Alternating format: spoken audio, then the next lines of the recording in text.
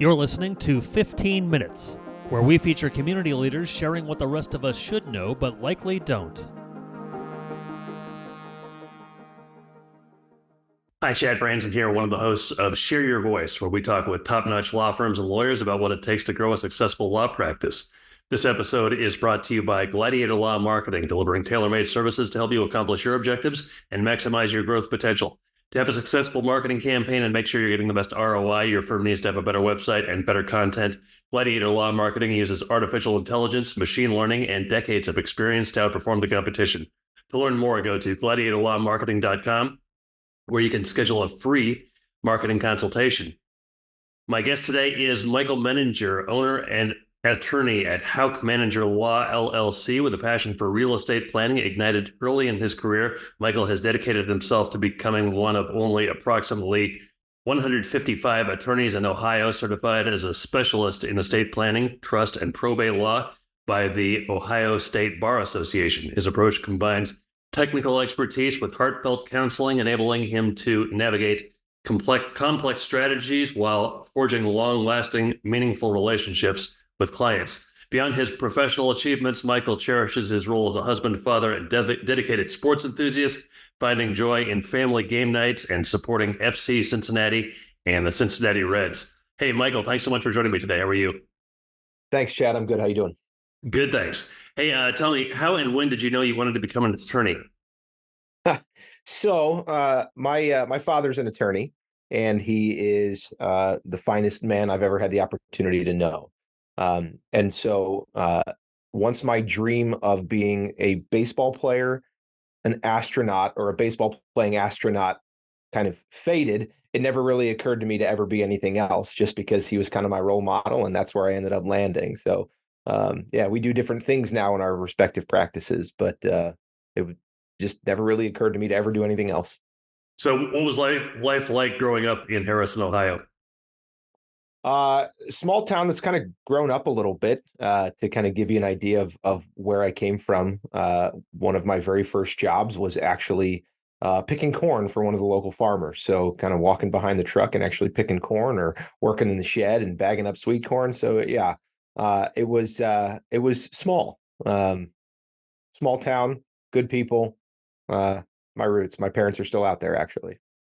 Why did you went to St. Louis University and you studied I did. philosophy and business? What led you to study that combination of majors?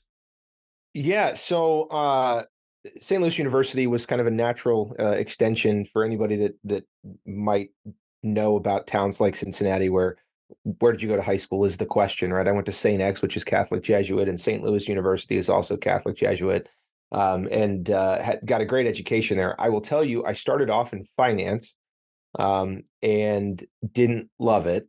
And so I really wanted to try to help train my brain to critically think. And so I decided that philosophy was maybe the path that I should go. So, while my friends in college were all getting their, accounting and finance and engineering internships, not a lot of philosophy internships out there. So I was still cutting grass and doing that kind of stuff. But it did help kind of train my brain for what I get to do now. Just different ways to think, different ways to think about things. And then I ended up getting my certificate in business administration anyway, since I had the business credits and thought it might be helpful to just continue on that path a little bit. So, In what ways does philosophy encourage you to think differently? I think people hear well, I philosophy. teach it. I think you learn a lot about ancient philosophers and things like that. But how do you think differently? So it's certainly getting different perspectives. It puts a fine point on morality and ethics and kind of the distinction between the two. And reading philosophy texts is not easy. And reading cases in law school is not easy, and reading statutes is not easy. And so being able to kind of go through text to dissect what they mean, and then kind of apply it to practical applications, and thought exercises help. In my practice now with estate planning, I have to put my clients through thought exercises as well. And so it is a matter of finding a way to convey things to people, to get them to maybe think about things that they hadn't really thought about, or to think about things in a different way, because there's a lot of educating that has to be done, just I don't know why they would be, but most people aren't super sophisticated in estate planning. It's not that they couldn't be if they put their mind to it. It's just they've chosen other paths. So it's kind of up to me as a counselor, as an educator, to get them to think about things a little bit differently. Sure. Upon graduating from college, how did you go about pursuing a career in law? So, did the whole law school thing. I came back home, went to my dad's alma mater, actually, Chase College, Northern Kentucky University, and then got my start at a mid-sized firm, really good firm in Cincinnati. Had the opportunity to actually work with my dad for a little bit. So, for about 8 years, I was there. But I was a bit of a Swiss Army knife when I was there. Um, and I felt like I was good at a number of things, but not excellent at anything. And uh, I didn't take ownership of my path at that time, and so I felt a little bit listless. And it's not an indictment on anything that happened there. It's an indictment on me and what my mindset was at the time. And I had toyed with the idea of potentially even leaving law and going into something else. Um, but I ended up finding estate planning and an opportunity, hit reset on my career after about 8 years, and fell in love with estate planning. So now I do this full time, Awesome. and it's great. How did you kind of just transition into specializing in it? So the bigger firm mentality is a great fit for some, but not for all. And I tend to be in that latter category where the big firm wasn't really for me. And I didn't really know that. I didn't know anything else other than having a bunch of lawyers around you and work credit and origination credit and billable hours, and that was just kind of how life and work was defined. And it never occurred to me that there was another option. And so I found an opportunity with really another good uh, boutique estate planning firm up in the northern part of Dayton, and cut my teeth there and learned a lot about the law and having a practice. And the idea of a small practice just fit me better personally and professionally. Um, so yeah, the path there it led me here, and now I have my own practice with a certified elder law attorney as a law partner and a great team behind me. I don't even say behind me. That's not even fair to what they do for our firm. A great team right there on the front lines with us, and yeah, I live 10 minutes from where I work, so I can get home and see the kids. I can go to my daughter just had her first haircut last week, so I was able to cut out of the middle of the day for a little bit and just I control my own destiny here, which is exciting, but it's also freeing. That's great. Tell me about the kind of the early days with your firm. Was it smooth sailing, or did you have to overcome some challenges? um so yeah, things have gone really well. I think certainly, I don't want to say that a ton of luck played a part of it, but I think to a certain extent things have to go your way a little bit. But we worked hard. My partner and I worked hard. We literally started at my kitchen table, and we weren't really sure. I don't want that. That's not fair either. We didn't have a paying client at that point. You know what I mean? Like, so doing all the LLC paperwork and doing an operating agreement and figuring out some marketing strategies and who can we talk to and where the heck are we even going to do office space and just all that kind of stuff. And my whole life, I had just been a W-2 employee, right? And I do think that's kind of where it's not a misstep, just it's a long winding road and every step leads you to where you are. But I never appreciated law as a business in the early part of my career. I just didn't. It was a job, and I know people pay and there are expenses and my check cleared and we have to buy copy paper. Like intuitively, I could understand those things, but it was never really a focus for me as a young associate, just kind of cranking. So, but you had to learn a whole bunch really fast, and it's lean and mean, and I'm trying to build a website and we're trying to go visit office space, and meanwhile we're trying to reconnect with referral sources, and just all yeah, it was a little bumpy at first. um Probably took us a month and a half before we actually had the first person in the door that paid us, but um fortunately, uh, you do good work and you take care of people, and your reputation gets out there, and people want to take care of you too. So when we were able to reconnect with people, we were able to start getting referrals. Our website did a yeoman's job of letting people know, I had to learn everything about Google My Business and, just all the stuff that it never occurred to me that I would ever have to really learn. My partner and I both put our heads down and we figured it out. As I mentioned, you are one of, around 155 attorneys in Ohio certified in estate planning, trust, and probate law. What goes into that?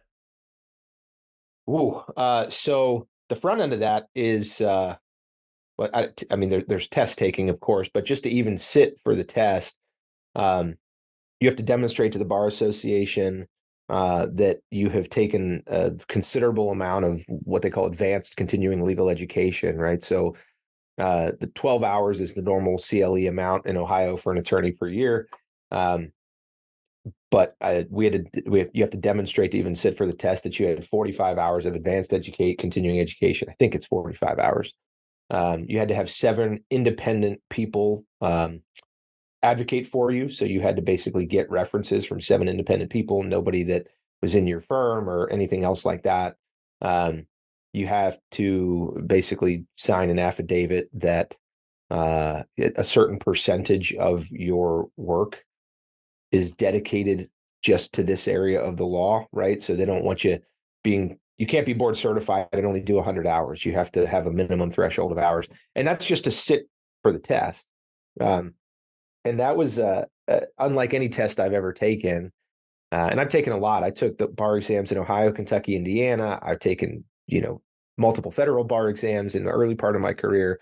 I've been a good test taker, but every one of those tests came with study materials, and this test did not. So, talking to other people who had done it and, conjuring things and getting copies of, Anderson's probate treatise and every issue of the Ohio Probate Law Journal going back 15 years and annotated trust code, it was kind of a free for all. And I, just studied, reading cases, reading statutes, reading annotations, reading those law journals. And, otherwise the continuing education that I've done was helpful, but, it was a grueling test. So what benefit does that certification have for you? Well, so first off, in order to maintain it, I've got to keep up with my game. So now I have on annual reporting requirements, advanced continuing education requirements. So I can't just sit back and call myself that unless I'm nurturing that distinction.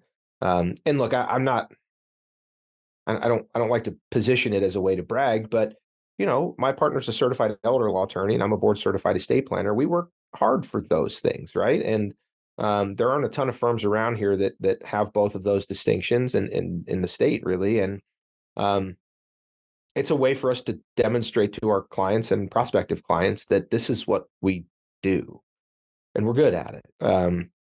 We don't dabble elsewhere, right? If somebody wants to come in and they've got a lawsuit, we refer them out. I just had a meeting with another lawyer yesterday where I'm referring work out like that. We know our lane, we stay in it, we're good at it, and then we try to make friends with everybody else. So that way, if we need somebody to come take care of an issue for us, or somebody walks through these doors or finds us on Google and it's something that we can't do or aren't willing to do, we have friends that can help. But it does position us in the marketplace as experts, and and just helps us be good planners too. So tell me a little bit about your approach then to estate planning and how you kind of take clients through that process. Yeah. So we're more focused on the relationships than the documents. Okay. And I know that the marketplace is shifting with, you've got trust and will and LegalZoom, and artificial intelligence is trying to come for all of us everywhere. It doesn't matter what industry you're in. So how do you distinguish yourself? And I know that people say, well, there's the human component that can't ever be replaced. And okay, still, if people only think that they're getting documents when they hire us, then whether we like it or not, we're in competition with everybody else who provides documents wherever they come from. So we try to focus on the relationship, and that starts with us. We don't charge for our first meeting. We never do. It's not how we're wired, because if people want to hire us, our goal is for them to stick around long term. So we give, saying to you the same thing I might say to somebody else. I don't want you to feel pressure from this conversation. I want us to just, let's have a conversation. Let's see if it's a fit. Let's ask some questions. Let's get to know each other a little bit. And if we end up working together, great. And if not, that's okay. But that's kind of how we start every dynamic here. And then we take people through the process. We've got a number of steps to, work through designing a plan and implementing a plan and funding a trust and family meetings and all of those things.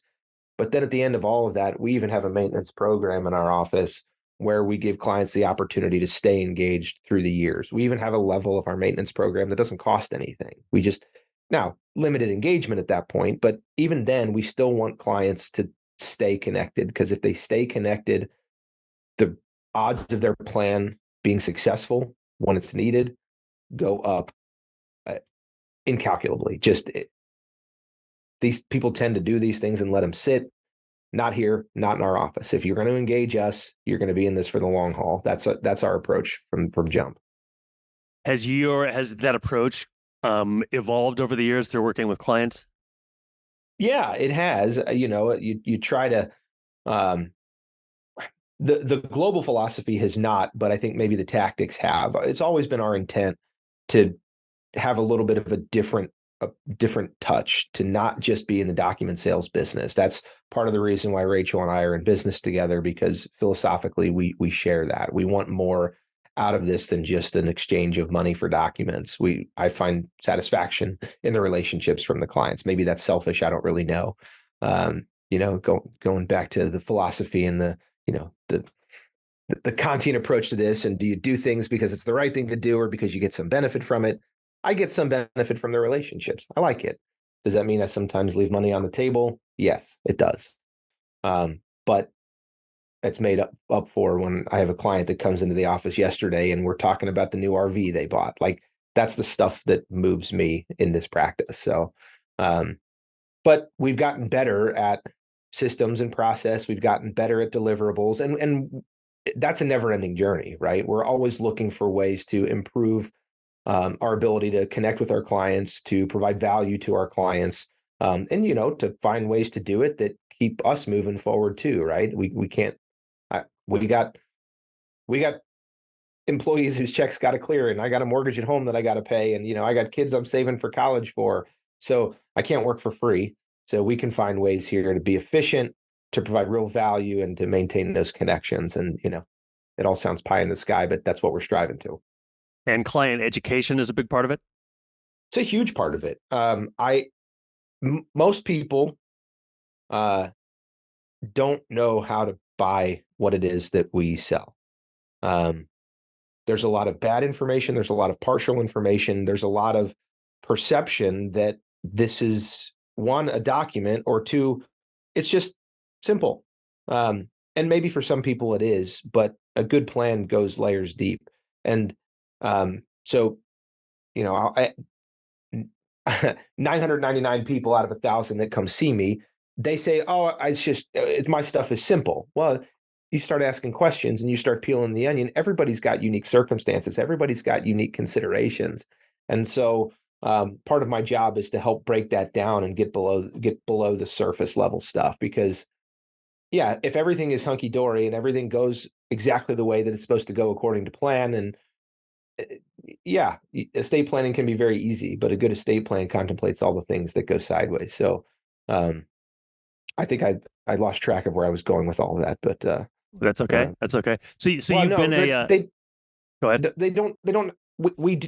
We need them to be educated, because I remembered where I was. It's true of all of us. We can't make good decisions unless we're educated. There's some version of, let me go read 1,000 Amazon reviews before I go buy this thing, or let me, go to Consumer Reports and do this, or and if people don't know what it is that we do, then it's incumbent upon us to make sure that they're educated. And so for us, we want education to be part and parcel along the way.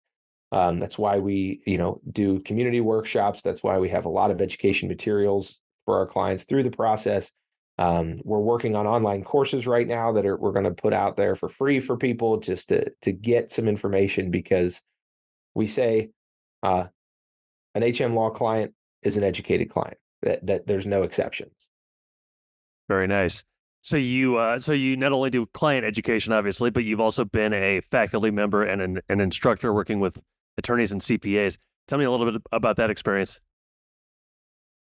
So I have to, thank my former employer for sort of thrusting me into this. One of the first things that we did was, it was technically even before my start date. No, it wasn't before my start date, but um, we had he was presenting to CPAs on a particular topic, and I think it was kind of baptism by fire. He was like, "Hey, come do this with me," and we did, and it went really well. And I had not really done that before, and so he stretched me to get in front of people and to speak. And to speak means you got to know what you're talking about, so it forces you to learn and refine and getting reps. But I've always enjoyed the opportunity to share. I've been given so much from people willing to give their time and expertise that I think if I can do the same for others, I think it's really important to do that. So, yeah, I'm on the list of, I've done things for the Dayton Bar Association and the Cincinnati Bar Association. There's some national CLE companies that I did one a couple weeks ago on tax reporting and probate, and I'm doing one in July coming up here on the Corporate Transparency Act. So I like doing it. I like sharing. I think it's good for my name. It's good for my brand, but it's also good to just share because, if you're willing to give, just things come back to you. I believe that. I mentioned it in your intro, and you also kind of alluded to it. You're a big family man. What's your favorite Mhm. way to spend time with your family? Geez, we got young kids at home, so it's been a bit of a free for all for these last couple of years. But I love my times in the evenings when I get to come home and settle in, and we have dinner time and play time after dinner before the girls go to bed. Um, we like being outside. We bought a camper last year, and we're going to be doing more camping this year. So just I love that kind of just downtime. It doesn't have to be anything specific. And as the girls grow up, I don't know. Hopefully they'll be soccer fans too. But for now, it's the times just in the evenings together, all five of us. That's what I love. Yeah, awesome. So are you a season ticket holder for FC Cincinnati? Yeah. So my wife and I, uh, our third date was FC Cincinnati's second home game ever when they were still minor league in the USL, and had a great time at the game. Had a great time with her, and committed to both pretty soon thereafter because we ended up getting married, and I bought season tickets the next day. Maybe I shouldn't say this where this is going to be published, but I guess I committed to FC Cincinnati sooner than I committed to my wife. But Mm. uh, but yeah, and it's still something that she and I enjoy to this day. It's our very common date night. But so that was 2016, I guess, and I've been a season ticket holder ever since. How did you get into soccer? I've always been a sports guy, and I enjoyed watching soccer growing up. I did the basketball, baseball stuff, and didn't really play soccer, but I enjoyed watching it and kind of got into it over the years.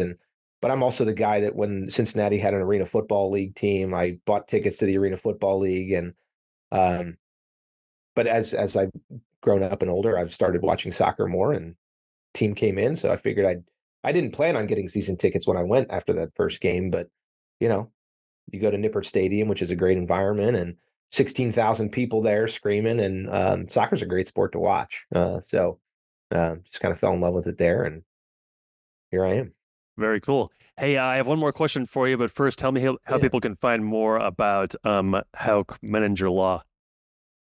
Yeah. So Houck Menninger, hmestateplanning.com is our website. We've got a blog.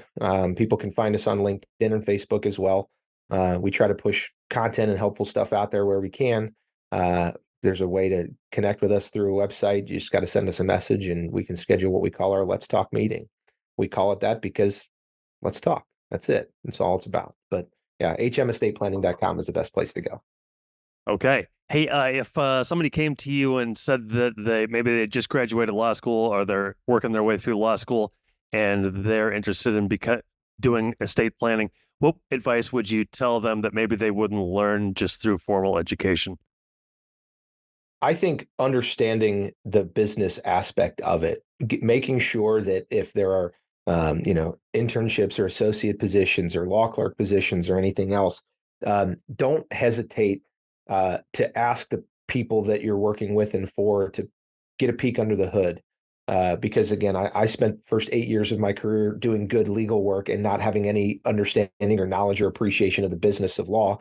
And you got it there as a business of law. I mean, it's obvious, but it wasn't so obvious to me for the first 8 years of my career. So get the different information, like the different aspects of the firm, understand the business piece, and the other piece of information I would give, and this is true of anybody, irrespective of their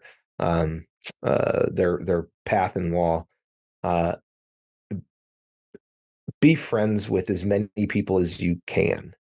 Find mentors, find connections, find allies. Most people want to help each other. And then internally too, make friends with your other associates and make friends with the staff and paralegals and clerks and administrators and whatever. Just this profession can get lonely if you don't surround yourself with good people.